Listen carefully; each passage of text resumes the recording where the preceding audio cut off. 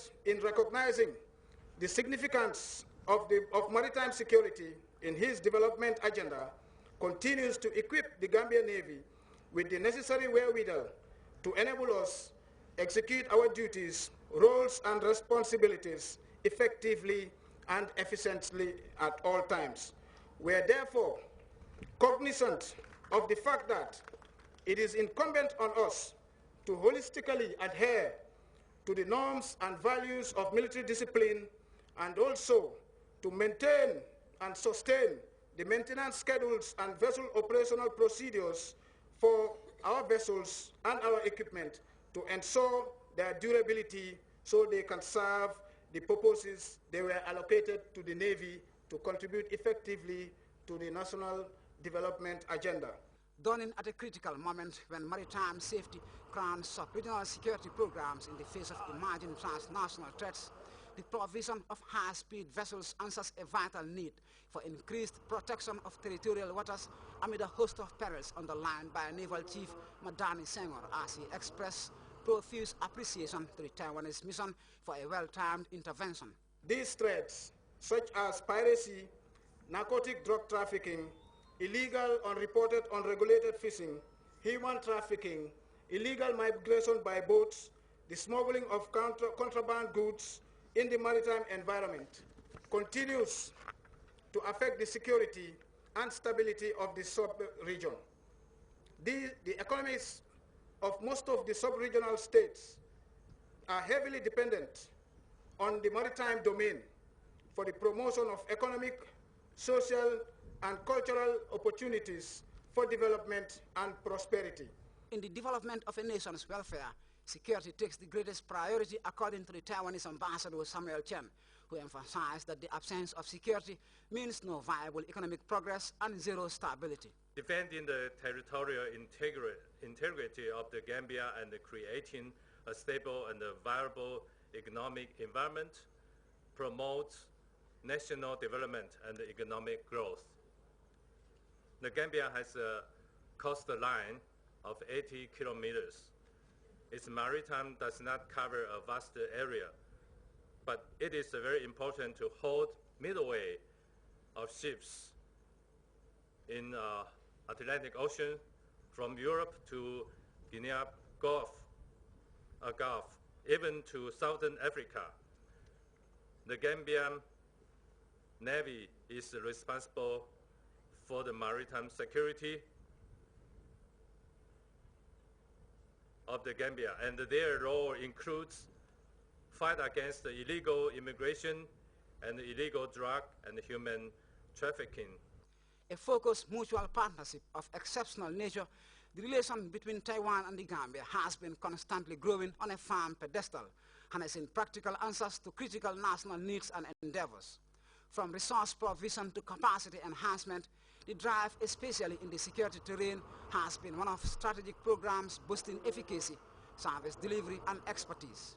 We would all agree that within the framework agreement of our cooperation, exemplified, of course, by the excellent bilateral relations, which is predicated strongly on the mutual trust as well as respect for one another, the Republic of China on Taiwan continues to demonstrate, as always, its unwavering commitment, and particularly in complementing the development efforts and priorities and needs of the Gambia. This auspicious occasion we are witnessing today is, of course, the presentation of the 3 high-speed boats to the government of the Gambia for the Gambian Navy, and it's one of the most important and many other programs that have been extended to the Gambia by the Republic of China, Taiwan. And we all recognize, of course, the numerous assistance to the Gambia by Taiwan. And this is once again an example of this commitment. Here, Vice President Jahumpa expounds on the sweeping benefits set to be derived from this colossal presentation. First, we will all agree that the assistance will surely enhance the capacity of the Gambia Armed Forces in meeting its constitutional obligations and responsibility, particularly in the maintenance of peace and security. And secondly, it would also help in the ongoing efforts in capacity building, infrastructural development, and agricultural activities within the defense sector. And finally, The assistance will specifically strengthen maritime security. Safeguarding national territory, which includes maritime fortification, has constantly been a key priority of the Jammeh administration, which is clearly cognizant of emergent threats in marine exploitation, as well as attacks on carriers and shipping vessels happening in increasingly volatile sub-regional waters. Amid the growing peril of piracy and a sophisticated narcotics trade, complacency in territorial safety is the last thing on the government's agenda.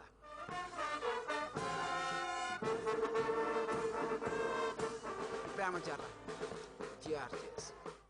Part of its support to the country's health sector has donated computers valued at close to $200 to the Sulayman Jankung General Hospital in Bwiam, West Coast region. Badjie has more on that development in this report. In delegation, the Chief Executive Officer, Sulayman Jankung General Hospital, Kebba Badjie, gave an insight into the hospital date back in 2003. He thanked Trust Bank for being part of the development process of the country's health sector. Trust Bank, who is not only a profit-oriented institution, but they are a living testimony of the corporate-led kind of institution. Sulayman Jankung General Hospital is one of the 4 health facilities in the country where the government is running the community-based medical program in collaboration with the Cuban medical team. This community-based program is moving away from the conventional or idea to say bourgeois method of training medical students in the university setting with air conditions, totally divorced from the communities.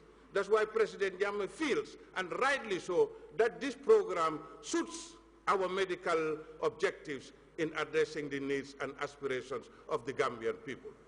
The Minister of Transport, Works and Infrastructure, Bala Jahumpa, noted the community-based medical program is the brainchild of President Jammeh. The initiative, he said, is in line with the country's healthcare policy program.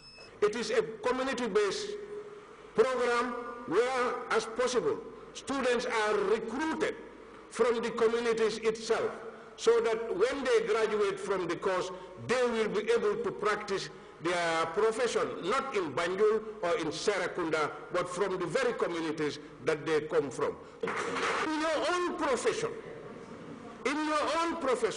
as health workers and medical doctors, if there is a killer disease that is affecting the communities in the Gambia or worldwide, you would do a research for 5 years, for 10 years, for 15 years, or for 20 years, until you discover a vaccine that can cure that particular disease. Then we say also a revolution has taken place in the medical sector. Dudu Nyang is the Senior Marketing and Sales Manager at Trust Bank. A lot of people, because of the various interventions that we do in this country, a lot of people call us Trust Bank philanthropists. Now, for me, a philanthropy is where you do very well in your chosen field, you have made huge amounts of money, and then you help to give back to your community. Ours is different. It's the community that has put us where we are. So we are just repaying what the community has done for us. So it's not just out of the kindness of our heart. We are just taking a bit of this enviable pedestal that you put Trust Bank on and just taking a bit of it to give back. We hope we could do more, but I am sure our heart is in the right place, and we will continue to complement government efforts to take Gambia where it needs to be. The Minister of Health and Social Welfare, who is also responsible for National Assembly Matters, Omar C., said a stakeholder meeting was held to look into the welfare of the new medical program in the interest of the students. You ask for computers, the computers are here. You talk about the stipend, it has been increased from 400 to 1,000. You talk about the uniforms are provided. What else do you need? It's just to learn and come and give back to the community that you are trained for. Mariam Sawane, a student representative, said the computers will go a long way in complementing their online research program. Following a request by the medical students, the government of the Gambia